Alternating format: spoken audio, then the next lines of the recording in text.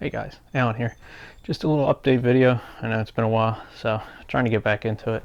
I got a lot of projects going on, so I'm hoping I can take some serious videos and actually keep on making YouTube videos.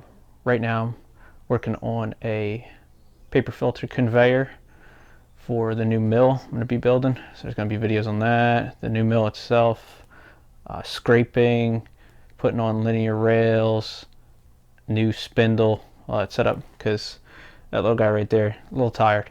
Had it, it's almost 3 years now, and it's not bad, don't get me wrong. Like, it holds 2 thou ball bar tests still, since I laser comped it and all that shit.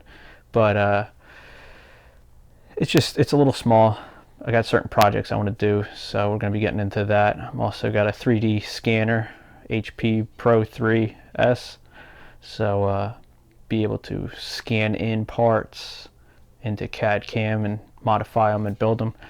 Also going to be doing a project with the PowerX compressor that it runs good. It's a great, like, it's got more CFM than I could shake a stick at for 5 horse, but I'm going to put a PLC controller on it, screen, so I can run temp controls, fan controls, and just make it a lot better, a little, a little snappier, a little better, because it runs a whole house air system. Actually have it goes up the wall, it splits out to front and back of my house as well as in the shop, so I got air whenever I need it for cars or the usual.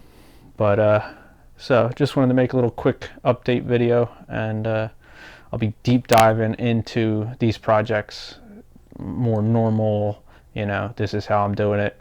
Now, I'm not a pro on any of this, so it's going to be, my usual way. But so I just wanted to make a quick video and show people that I am still alive, and I'm still working in a little shop here. So big projects ahead, and hope to keep you guys with me and start doing some new things. So until next time, I'll catch you later.